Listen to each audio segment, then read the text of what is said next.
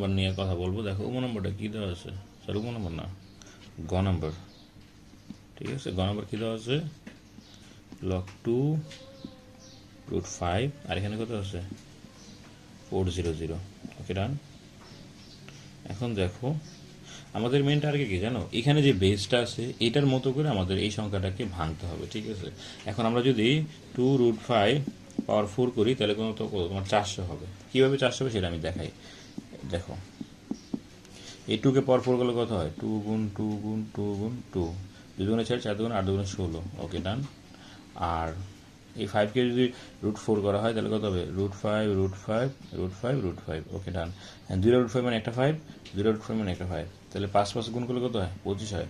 And 25কে যদি 16 দ্বারা গুণ করো তাহলে তোমার 400 হবে। কত হবে, 400। তোমরা ক্যালকুলেটর করে দেখে নিও। হ্যাঁ, তাহলে এখন 400 পরিবর্তে আমরা কী লিখলাম, 2√5 পাওয়ার 4, অ্যান্ড উপরে 4টা সামনে নিয়ে আসো।